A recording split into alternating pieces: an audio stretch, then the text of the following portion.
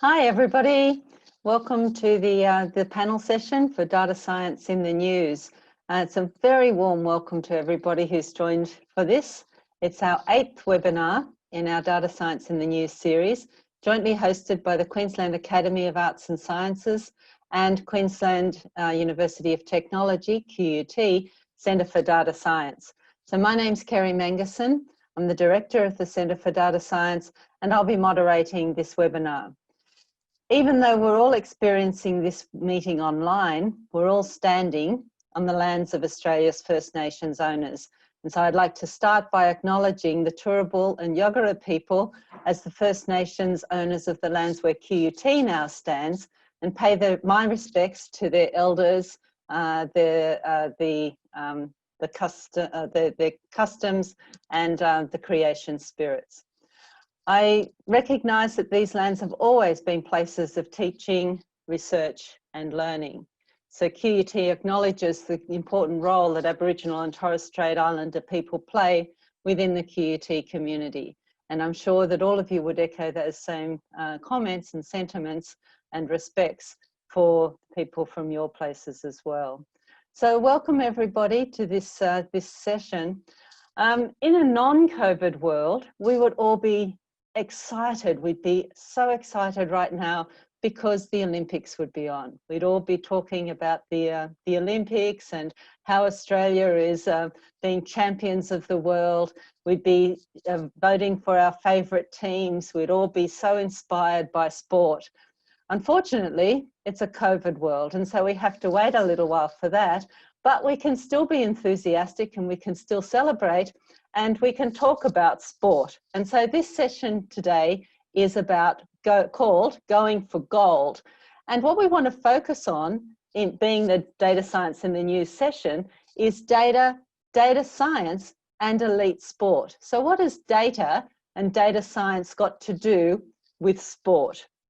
And while we're doing that, all of you listeners can use the Q&A channel in the Zoom session to raise any questions that you have. What we'll do is we have 4 panelists who are going to talk about aspects of data science and elite sport, and then we'll ask them to talk for about 5 minutes each, and then we'll have a set of questions. So please post your questions, and then we'll wait to the end of all the presentations, and then we'll go through some of those questions. Now, we may not get through all of your questions, but we hopefully will be able to answer those later on after the session. So let's get started. I'd like to introduce the speakers first. I'll go through all the 4 speakers and then call on them to talk about the aspects of that they're interested in. So our first speaker will be Dr. Mark Osborne. He's the General Manager of Performance Sport and Innovation for Swimming Australia. Now, Australia's champions of the world in swimming, and so we're delighted to have Mark able to come and talk to us today about competition results and data skills, really talking about the way that the world of sport has really changed with data. So Mark is the General Manager of Performance Sport and Innovation in Swimming Australia, and he's held a number of other roles in the Queensland Academy of Sport. So he attended the multiple World Championships and Olympic Games in scientific support, and he's also and at the Olympic Games. So he's very well qualified to talk to us today. Our second speaker will be Dr. Paul Wu. So Paul is a senior lecturer at the School of Mathematical Sciences at QUT, and is an associate investigator in our Centre for Data Science and in our Centre of Excellence in Mathematical and Statistical Frontiers. And Paul will be talking about That's Gold, so predicting Olympic winning times. So Paul has a real passion about developing and applying different statistical and machine learning methods to tackle complex real-world problems, and leads a number of collaborative projects between data science researchers, applied researchers, and industry practitioners. So he is extremely well qualified to talk about the way that data and data interplay with sport. Associate Professor Chris Dravandi will be our third speaker. So Chris is the Research Program Leader in our Centre for Data Science and an Associate Investigator in our Centre of Excellence for Mathematical and Statistical Frontiers. And Chris is going to tackle the somewhat controversial question of who is the best Australian batsman since Bradman? So any of you who are interested in cricket, and apparently cricket was in the Olympics in the 1900s, and perhaps Chris will elaborate on that as well, and perhaps it will be in the Olympics in the future as well. So Chris is an associate professor in our school and in our centre, and he's very much involved with statistics and computing. He's an editor of the Journal for Statistics and Computing. He's a past DECRA Fellow and a past chair of the Bayesian Statistics section of the Statistical Society of Australia. He's passionate about sport, talks about it very often, and so is really at that interface between stats and data and sport. And our final speaker will be Dr. Julie Versoloni. Now, Julie is a research associate at QUT, an associate investigator in our centre and in the Centre of Excellence in ASIMS. And Julie's going to talk about an emerging sport. So one that's not yet in the Olympics, but watch this space. So Julie's going to talk about a case study for 3D sports science, analysing speed and complexity in underwater rugby. And so Julie is going to talk about how state-of-the-art technologies offered by machine learning, remote sensing, citizen science, and statistical modelling can really help in a range of in complex problems. So with that, let's get started. So I'm going to turn over first to Mark.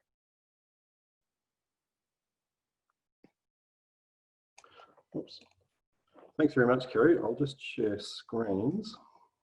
But thanks very much for the invitation. Right, hopefully that's all now up on screen. Basically, here at Swimming Australia, we have lots and lots of data. Swimming is a relative... Mark, do you want to make your screen full size? No, it hasn't come up yet. Is that on presentation mode? Yep. Sorry, it's just... that's it. Great. Yeah, thanks for the invitation, Kerry. Here at Swimming Australia, we have lots and lots of data. Swimming's a fairly straightforward sport, being time-based. So it's a lot easier to analyse various components, performances, and so forth, and also make sure that we can compare one performance to another, whereas that's obviously a lot harder in some of the field-based sports. Part of my role here at Swimming Australia is basically to manage a lot of the data that we have. And the slide I've got on screen now is basically a hierarchical view of a lot of the data that we manage in the sports science and medicine space. If you look at the top up here, we effectively have our results, which is obviously what the performance was. Underpinning that, we have a race analysis system, so we can analyse every event, and we can look at skills and starts and turns, so effectively how the performance was executed. Then we have multiple other data sets, and these basically range across fairly straightforward administrative things, looking at teams, tours, uniform sizing, and a lot of the admin areas over here on the left-hand side. Then we have a lot of health information, our medical screenings, our musculoskeletal, our injury data. We have lots of data related to training load, etc.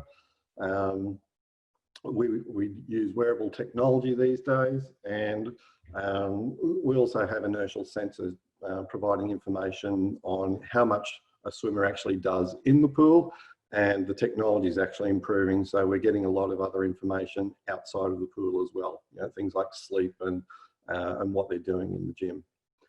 Then we have this column of data where we have skills analysis, and then in the final column we have fitness. So we have lots and lots of data. What I'm going to focus today is really some of the things that we look at in the results and the race analysis data.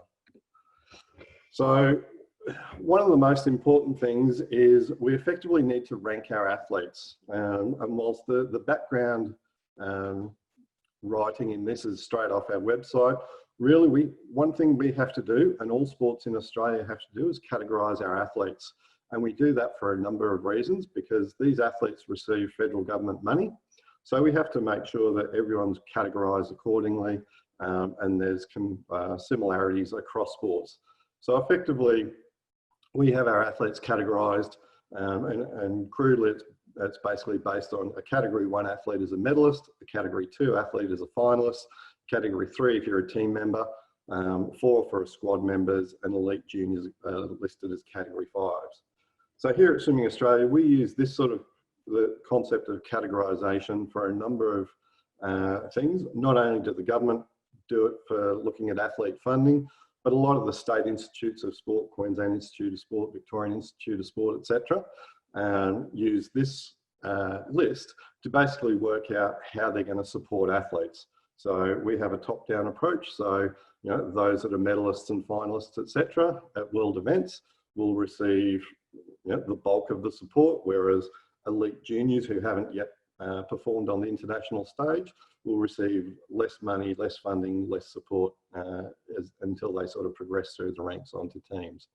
So underpinning a lot of the work we do is this concept of athlete categorisation.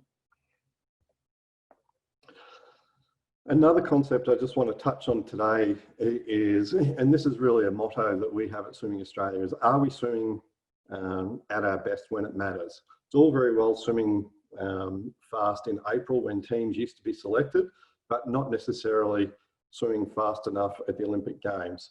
So part of my role back in 2013 when I joined swimming, I started to look at what were our performances. So if we look at the bottom row in red, dating back to 2013, 14 and 15 and 16 at some of the major events, a lot of our teams were, or all of our teams were basically picked in April with the Olympic Games or World Championships in August.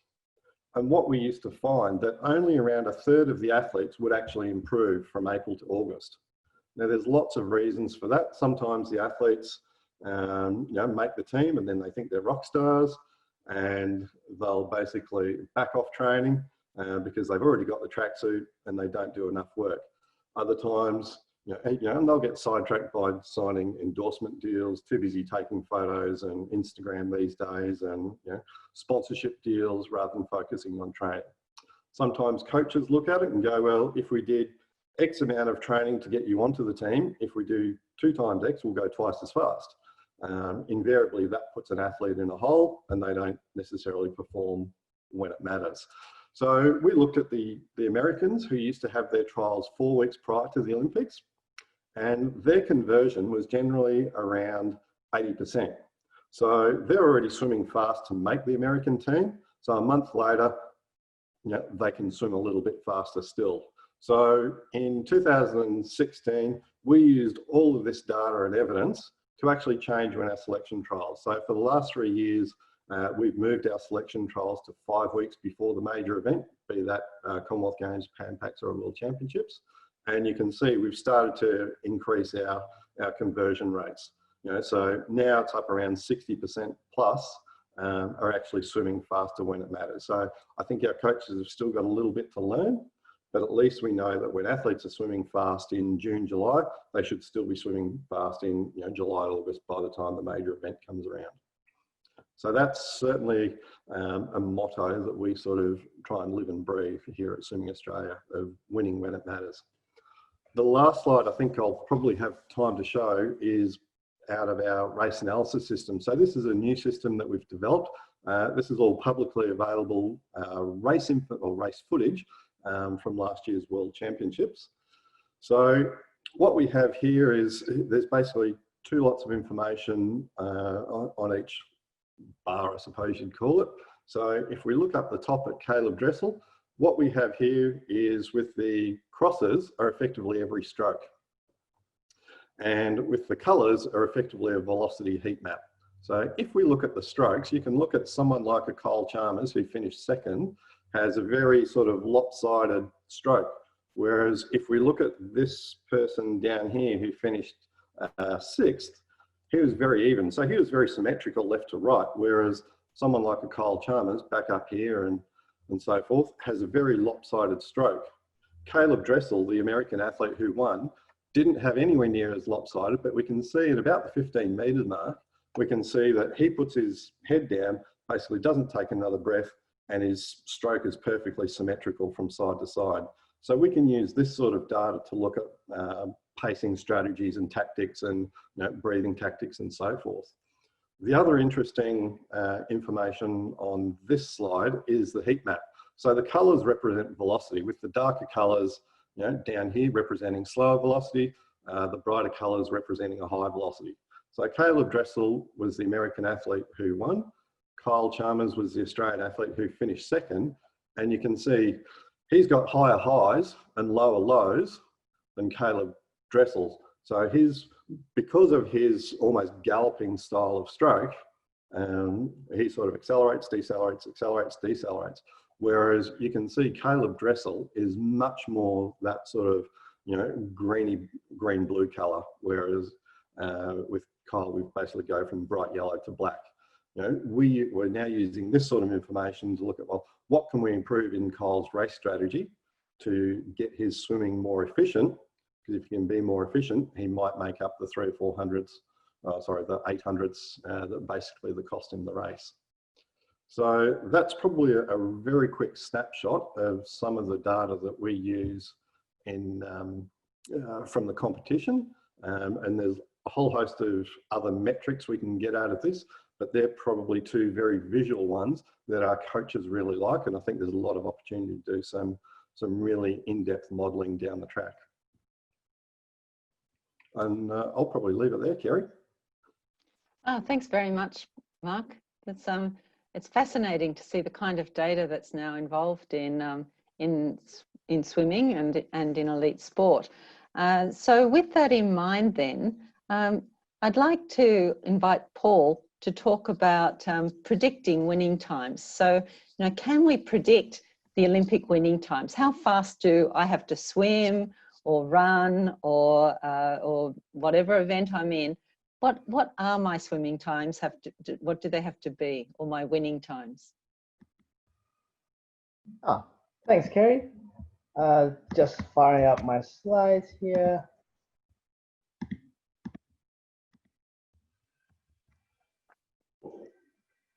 Here we go. So yes, this is a very exciting area that we've been working closely with Swimming Australia, Queensland Academy of Sport, even University of Canberra. So there's a bit of a cast here, including our students and ourselves on a range of programs in the sports data science area. And I'm talking a bit today about predicting Olympic winning times. So the fundamental question is, how fast is enough to win gold or get a medal or to qualify for the finals?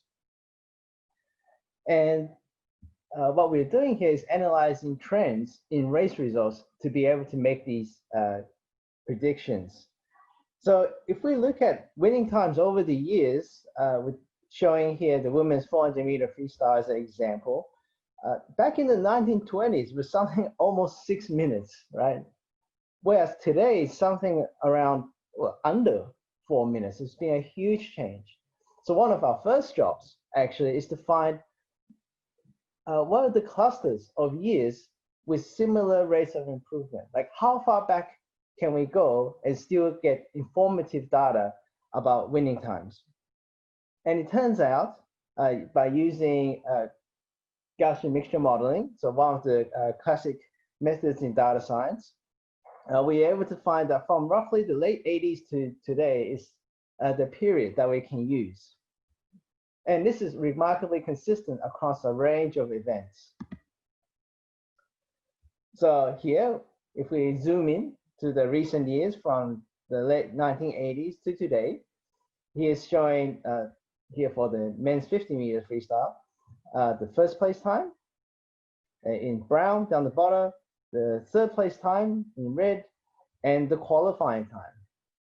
So what we notice on the whole, we're getting faster, but it's not necessarily a nice, smooth trend. There are bumps, and sometimes it's a bit slower, sometimes it's quite a bit faster. So there's some work that needs to go into this. It's not just a simple case of using the previous winning time, the naive approach. And the question is, can we beat that? So we investigated a bunch of approaches, and the best one was time series regression. In a nutshell, this model uses the previous winning time, the so-called autoregressive, and some smoothing to capture recent trends, so-called moving average. But one of the key parts of the problem is, how do we deal with uncertainty? So let's look at some examples for the women's 100-meter freestyle and the men's 100-meter freestyle. So as we discussed before, there's sometimes when there's a nice smooth trend. For example, in recent years in the women's 100, sometimes there's a big leap, a big decrease in winning time. And sometimes, if you look at the men's, actually, there were a couple of years there where it kind of got worse. It got slower. And that means that affects the uncertainty when we're trying to predict. So in red is our prediction. The dot is the prediction. And between the bars, we have a 90% chance that the winning time will lie between that. Now, as you can see, the women's time has been more consistent in recent years. So we're more confident about what the actual winning time is. Whereas the men's time in recent years has been quite volatile. And so the confidence about it is not as high. So we have a bigger range here. And as it turns out, in 2019, that was a very fast time. It was almost a world record, 46.96 seconds. And the world record was 46.91, set when they had the super suits. So the suits that help the swimmers go faster. And so it's interesting here that what the model is saying is there was a 5% chance or less of hitting that kind of time. Okay, so how did we go with all that uncertainty? So we developed this model. We tried to predict the winning time. And so for the elite level, Olympic and World Championship events from 2011 to 2019, our mean error rate, so the difference between our prediction and the actual time, was about 0.5%, 0.57%. And what does that mean is it actually is 90% better compared to just using the data. So that means we can have a better guide for coaches and athletes on what the actual winning time will be. We also found, interestingly, and this reflects their coaches' experience, the Olympics are about 0.5% faster than World Championships on average. And with 95% confident that it will lie between 9.3 and 0.7%. So that means it's also something to look out for in our preparations. So at the end of the day, what is the difference between our time series model and existing work and existing predictions? So the method that we've been using is based on a Bayesian model, a rapidly growing area in data science. That's very powerful because we can incorporate prior information and better handle to quantify and explicitly use uncertainty. What does uncertainty mean here really? It means we can calculate the chance of winning. So for example, now that the Tokyo Games are going to be next year, our model can predict there's a 13% chance that for the women's 100-meter backstroke will be faster than the world record of 57.57 seconds. But there's a 73% chance that the winning time will be faster than the 2016 Olympics winning time of 58.45 seconds. So if we were just trying to predict the winning time, that's almost certainly going to be wrong. But the chance of win or not, that is useful information for the coaches and athletes. So what that means is, conversely, if we were swimming 58.45 seconds, we expect only a 27% chance of winning in 2021 Tokyo Games. So it's been a lot of fun working in this area, the undercover statistician here at the World Championship trials. And this is a very exciting and I think fruitful area for data science and sports. Some of the future directions here include incorporating individual swimmer results to try to capture to predict when those leaps, those jumps in winning times might happen, and to also capture times where maybe the whole cohort is not really improving that fast. And this would open up other areas of data science, such as when you have all these little models, how to combine them, and this is called ensemble modeling. And all this sits in a broader program of research in data science and sports and physiology, extending to analysis of relay swims, which Mark showed is a big part of Australia's success, and in pacing, physiology, modeling of, so there's two sides to it, training to get better performance, but also trying to minimize the risk of injuries. And also extending into team sports, such as analysis of entropy of basketball plays. So that brings me to the end of my presentation. Thank you. Thanks very much, Paul. That's excellent, and you certainly inspired some questions there from the participants. So please keep sending your questions in, and we'll be able to address many of those at the end. I'm going to now pass to Chris to talk about a past and a potential Olympic sport, and the controversy that this kind of sports competition can raise. Over to you, Chris. Thanks very much, Kerry. So as Kerry mentioned, I'm going to be talking about cricket, which is not currently an Olympic sport, but as Kerry mentioned, in 1900 it actually was an Olympic sport. And there's also been a lot of speculation that the 2020 format of cricket is going to be introduced quite soon. So hopefully this talk can still be relevant. So today I'm going to be talking about a statistical analysis that I did a couple of years ago, which is looking to compare cricket batsmen over eras, and particularly to answer the question as to whether or not Steve Smith is the next best batsman compared to Bradman. Let's firstly start with Donald Bradman, who's considered to be the world's best ever batsman. So Donald Bradman has played 52 matches, which is actually not that many because presumably they didn't play as much cricket back then. But the amazing thing about Chris, can you put your presentations on presentation mode? Your slides on presentation mode, and we're still on the first one. I thought it already is on presentation mode. I'm only seeing the first slide.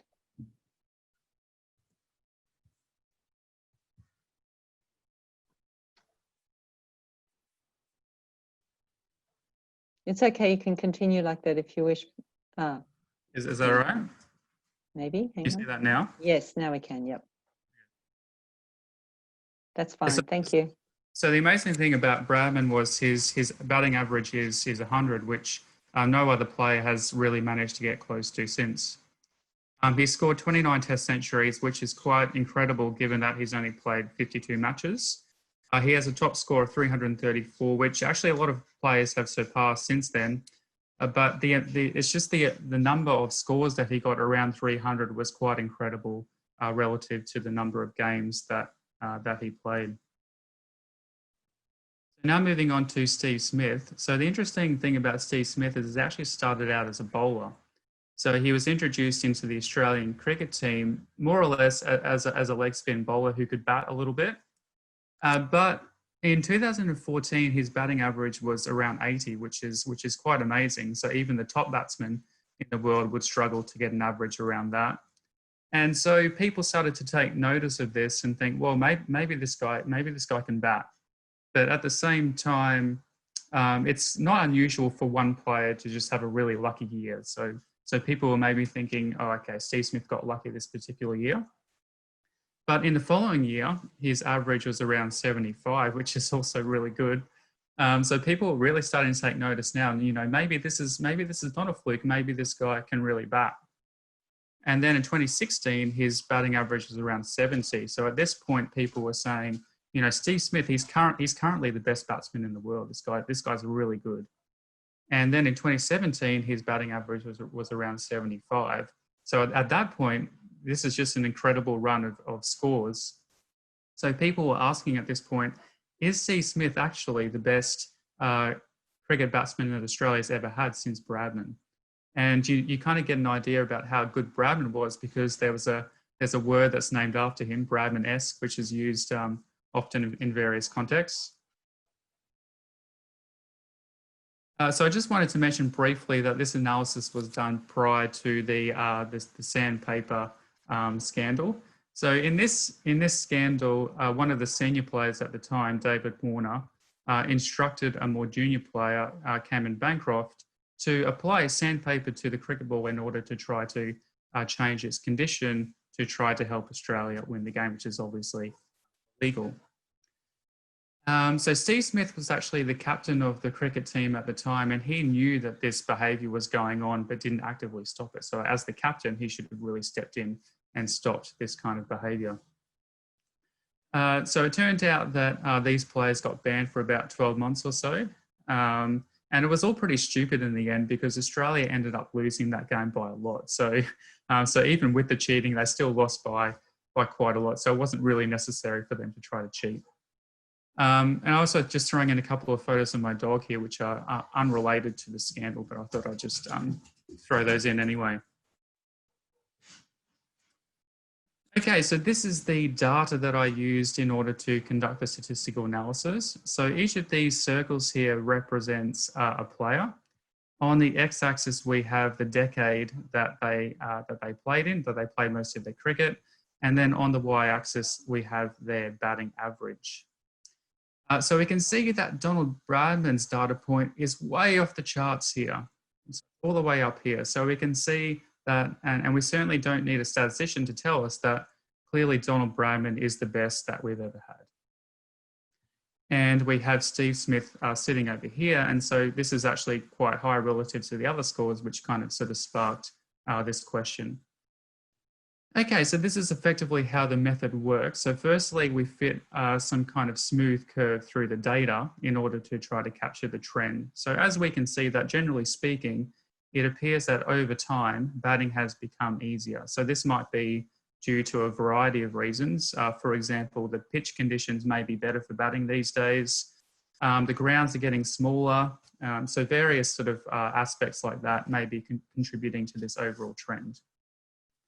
And then for each of these players, we want to see how far their average is away from the trend.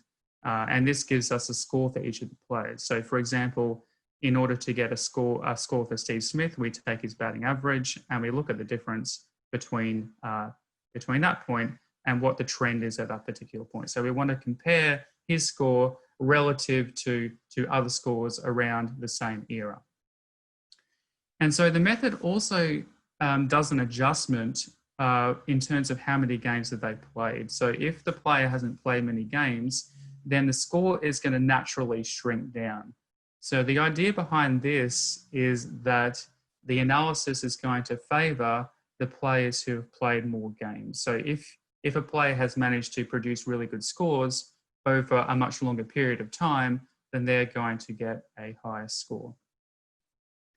Now, the analysis is based on a method called Bayesian statistics, and Paul actually talked a little bit about this in his presentation.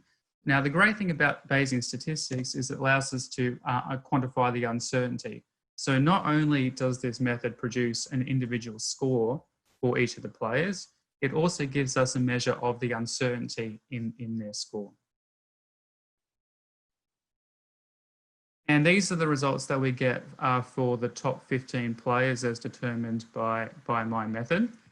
So as we can see here, if we just look at the individual scores, we can see that indeed Steve Smith has the highest score based on my method. So according to my method, then the answer to the question is yes, Steve Smith is the best player bar Bradman.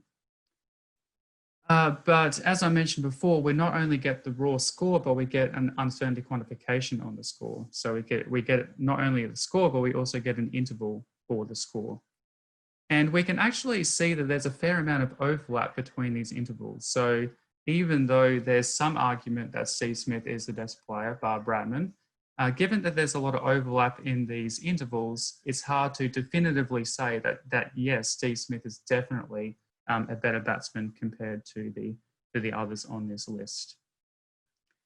Now, there could be a variety of reasons as to why these intervals are so wide. So firstly, with test matches, they don't actually play that many matches because I'm not sure if many people here watch test cricket, but each game can go for 5 days. So that's a really long time. So that you can't really play so many games when you're playing test matches. And furthermore, there's typically a lot of variability in the scores. So for one match, you could have a player scoring 300 runs, and in the next game, they might score 0 runs. So there's a lot of uncertainty about each batsman's average. And so I think this is contributing to the large amount of uncertainty there. Okay, so that's essentially it from me. So if you're interested in learning a bit more about this statistical analysis, you can go to the conversation link down here, or you can simply just Google Steve Smith, the conversation, and hopefully this article should come up. So thanks very much.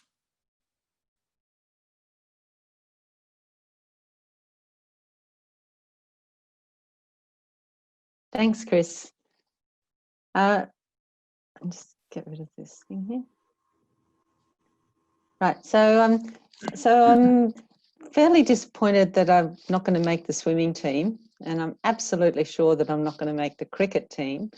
But I'm wondering whether there's any other sorts of sports where I might shine. And I'm not so sure for me, but I'd like to introduce Julie Versaloni. So Dr. Versaloni has been, is a statistician, data scientist in our centre, but has also shone in the sport of underwater rugby. So over to you, Julie, to talk about emerging sports. Thank you, Kerry. Can you see the slide? Yeah, can you put it on presentation mode? Perfect. I'm going to talk about a study that we're doing here in Australia and in collaboration with Austria and Germany. And I'm going to talk about this sport called underwater rugby.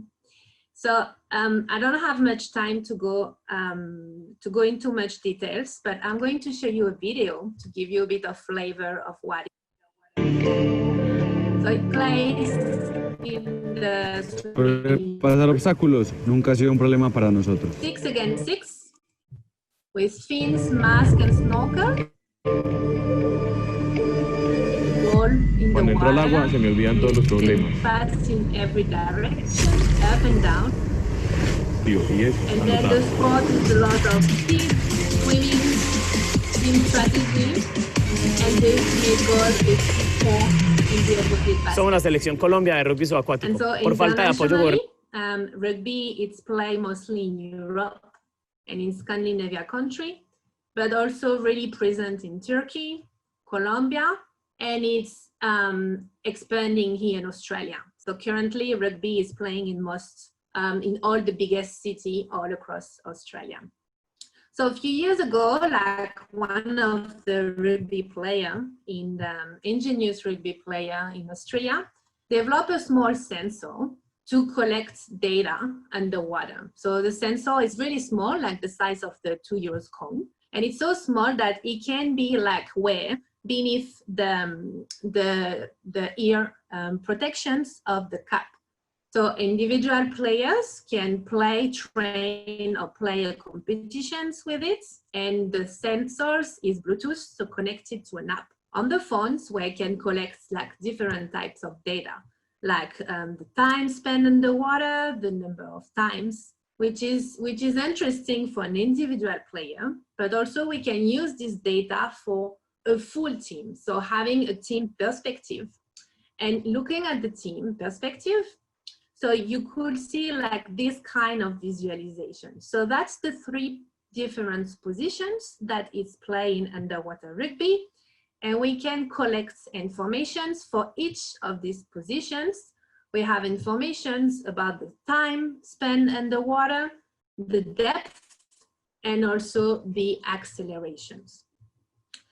And so to collect informations about the physiological responses when we play underwater rugby, we can use, oh, sorry, it's going too fast. We can use a Garmin belt who is recording the heartbeats, and that goes obviously in the water. And so when we put all this data together, we can see that here, that in blue, that's the dive patterns, and in red, that's the heartbeat responses. And just by putting all of these 2 informations together, we already see really interesting informations. Like, for example, the highest heartbeats doesn't happen when the player is at the bottom of the pool. So here, like something like almost 4 meters. But it happens when the player like is really close to the surface, and it looks like it's always constant through the times. So we have access to all this data, and we have these visions of a long-term study that we call the study. Maybe we need a better name. So the study like going through 4 years, and the idea would be like to capture like a lot of data across countries, across team, across level, to assess the performances of the team in underwater rugby. So we aim to capture like data across like different competitions, from the national championships, so within country, to the most prestigious competitions like the World Cup. And so the idea would be like to have this time of collecting data and also using data science to develop methodology on how we analyze this data, and using data science as well to make sense to this data, to develop materials for the coaches, like information, not just based on the expertise of the coaches or the experience, but also like complemented by scientific facts, and also that can be used like to review the regulations of underwater rugby sports at international level. Then, so we hope that this study will contribute like in different aspects of sports science by, for example, having some new types of metrics of performances for individual, but also like for a team performances, showcase how we can use data science to improve our rugby games, and also get really new insights about the physiological responses to effort underwater, which is something that is currently unknown. So the project, we have some funding support to basically equip 3 teams so far, but we don't have a really secured financial support for the entire durations of the project. And in terms of outreach, we hope that the project will promote, obviously, underwater rugby, but also we really hope that the methodology that we developed through the study will be able to be applied to some other underwater sports. And I want to finish there and thank you by showing you like the faces of the men and women national teams that represented Australia at the last World Cup exactly 1 year ago. Thank you. Thanks very much, Julie. That's fantastic. One of the comments was that's more terrifying than cricket. So I think we are all in awe of you playing, but also bringing this really rich dimension of data science to the sport. So now we're going to turn to some questions, and we have some great questions from participants. I'm going to start with a question for Mark. Mark, you mentioned in some of our discussions before the session today that there's something called a swimmer market share. Can you just explain what you mean by a swimmer market share? Yeah, basically, one thing we do at the end of each year is we get the ranking lists of all the athletes, and we really want to look at how many Australian athletes are in the top 150, the top 16 and the top 8.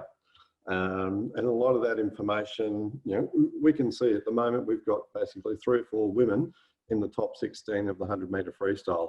So that means we should have a fairly good chance of winning a gold medal in that event. In some events where we might have some kids, or quite a number in the top 150, but not many in the top 8, it's probably not really a realistic chance of us medaling. And we'll look at what countries are strong, what are they doing.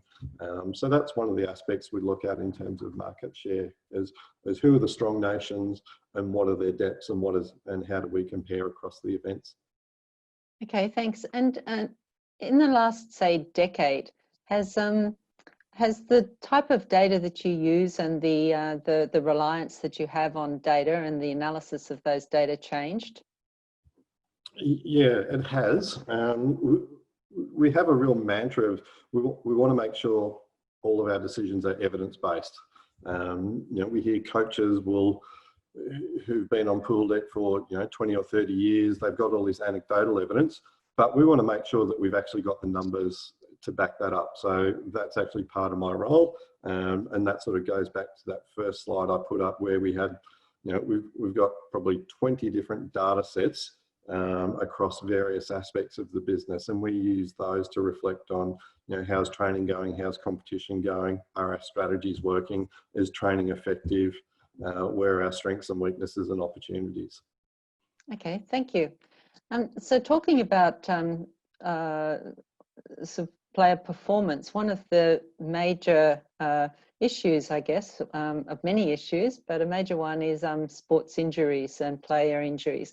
And Paul, I know that you've been working on this. Would you like to elaborate a little on your work in player injuries?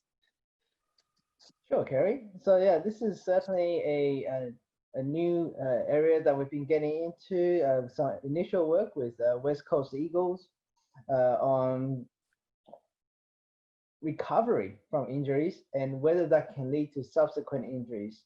So one of the big challenges is that 80% of the injuries come from 40% of the players. So this kind of prevention, early detection and warning to try to prevent further injuries is a key task. And right now they're very, the entire field of data science of survival modeling and subsequent events that we are applying to this task. And this is a growing area because the flip side of training to gain more performance, and what Mark mentioned earlier, that's just double the training though. They get twice as fast. Well, maybe not quite that, but the risk, of course, is injury and fatigue, and that's certainly a current area of research. Okay, thank you. And I know that the next panel session that will be in 3 weeks' time will be around exercise, nutrition, and injury and sports science. So it'll be interesting to see the elaboration on recovery from injury in that session as well. But coming back to this session, we have some questions about and maybe this is again to you, Mark, but I'm interested, or maybe to Chris, about are the sports betting agencies interested in these dimensions of data science? So firstly, Chris, has anybody actually approached you to to sort of set up or to support them in the betting for the best players, or is this something that you're aspiring to? So, thankfully, no one's contacted me at this point. But I think people from betting companies tend to hang around the sports science conferences a little bit and kind of just sit at the back and listen in on the cutting edge methods and try to take it back over into their setting. Okay, thanks. Do you have any comments on that, Mark? Yeah, agree. I know there's people from the betting agencies have made inquiries, and you're right, I've seen some and heard from some at conferences, but certainly not interested in engaging with them. From our perspective, we actually have to sign integrity agreements, and it's actually, you know, we're banned from betting on sports. And if we're caught, and you see this in NRL, AFL players occasionally, for us, we're effectively treated as insider trading if we do. Right. So it's actually a big issue. Right. There's a comment here, Chris, or a question to ask, does your method take into account the abilities of the bowlers, or could it? And also I'm interested if you could extend your method to other sports as well. Yeah, that's a really interesting question. So in some sense, the analysis doesn't directly take into account the performance of the bowlers, but in a loose sense it does, because it kind of adjusts for the eras that they played in. So if Australia happened to play in an era where they're playing against other countries which have really good bowlers at the time, then the averages are going to tend to be lower. So the method's going to sort of naturally adjust for that kind of behaviour. So definitely a much more sophisticated analysis would be modelling each of the games. So rather than modelling the overall statistic of a player, like actually modelling each individual game. So I think there would be much more information in that kind of data, which could then more explicitly take into account the performance of the bowlers. So in terms of carrying over to other sports, so I think in general, yes, I think the general method can be carried over to other sports, particularly maybe individual sports, because even though cricket is a team sport, technically, it actually is very much an individual sport. So I think the ideas can be carried over. But I guess we'd have to take into account that every different sport has its own different performance metrics. So it won't be a batting average anymore. It'll be some other kind of metric specific for that sport. And actually, once I get a bit of time, I'm really interested in looking at some analysis of tennis data. So maybe watch this space. Okay, thanks. Within the Centre for Data Science, we're building a strong data science and sport capability, and we'll have, especially with the Australian Institute of Sport and the Queensland Academy of Sport, and so jointly we'll be building quite a group, a concentration of expertise and people involved in data science and sport. So any of the people who are listening here who would like to collaborate in this area, please let us know. We'd be very interested in talking to you about that. So I'm going to ask Julie now. Julie, one of the questions here is that underwater rugby is a complex game, and what other variables do you think are important to get from the players? For example, possession of the ball, skills, etc. How would you get them? And also, are they something that you could incorporate into your analyses?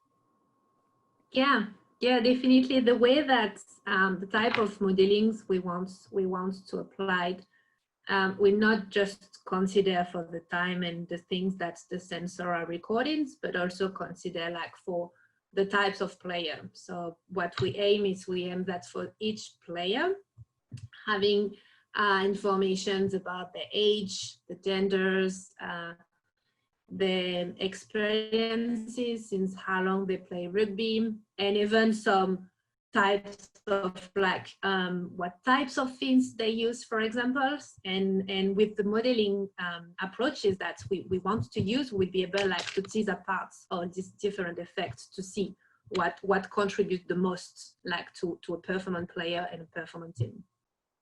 Okay, that's very exciting, and I guess since it's so new and there's so much rich data that again, if any of our listeners are interested in contributing to that or collaborating with you, that would be fantastic, I'm sure. So we're almost out of time, and I'd like to just finish with one question to each of you, and that question is about the future. So what do you think the over the horizon or on the horizon opportunities and benefits and challenges might be in this interface between data and data science and sport? So what do you think about the sort of the challenges, and also how's that going to impact then on 2021 when we have our real Olympics? So I'll start with you, Julie. Rugby is not in the Olympics yet, so it's a kind of complicated to answer. But what's bringing the dimension of data science into underwater rugby I think will allow us to learn about our sports in the way that has never been done before. And one of the major goals that we want to do is like, can we push the limits? Can we improve the games? And bringing some way of how to do it, like in the complex, but also in the safe way. Okay, thank you, Chris. It's definitely a really interesting question, and it's I don't have a really solid answer for it, but I think one of the challenges that we have is to try to bring statistics and machine learning more into the teachings and learnings for students that are interested in exercise science and sports science. So I think, helping those sort of people who are automatically really interested in sports, by getting them those kind of skills, I think would be extremely beneficial to try to bring, just more people into this area in general. Yeah, and I thank you. And I guess that's something that you focus on quite a lot in working with people in those areas and with researchers in those areas, and also that we'll focus on more in the centre through this collaboration with AIS and QAS and Swimming Australia and other entities. So I'm going to pass now to Paul. What do you see as the opportunities or challenges or benefits of this interface between data science and sport? Yeah, well, there's of course the low-hanging fruit, where some of these more straightforward, if you will, application of data science. But what I see as a real opportunity is, as Chris mentioned, bringing together people from different expertise. So the ultimate, if you will, goal is how to optimize preparation, training, nutrition, sleep, all those kinds of things for 2021 and 2024 Olympics. And this is where there are opportunities, I think, for new statistical and machine learning methods to bring this together, this system of complexity to help basically capture what are some of these flow-on effects of different training or recovery or rest periods, and how that might be able to use to support coaches and athletes in this kind of mutual learning going forwards. Okay, thanks, Paul. And finally to you, Mark. I think we're actually getting closer to almost the peak of human performance across a lot of sports, not just swimming, track and field, for example. So the margins for improvement are certainly smaller and smaller. So the more information we can get on our own athletes and with some of the systems we've now got in place on our opposition and off international competitors, we'll be better off to make the educated decisions or the informed decisions around tactics, reducing the variability of a poor performance when it matters. Okay, great. And finally, Mark, so how many gold medals will we win in 2021? We have a internal target, and we also have a target set by the Australian Sports Commission, which funding is dependent on. I would guess it would be somewhere around, at least 5 would be, for us would be seen as successful. Great. Okay, so we'll look back at this conversation in a year's time and see how we've gone. But I want to thank everybody. It's time to bring this session to a close. Thank you very much to the panelists, and thank you very much to the participants, the listeners. If you do have any questions, then please put them in the Q&A or email us because we can ask the panelists to respond to the questions in writing after this seminar. And these responses then will be posted on our website along with the recording of this session as well. So if you would like to share the recording with your friends or colleagues, please do so.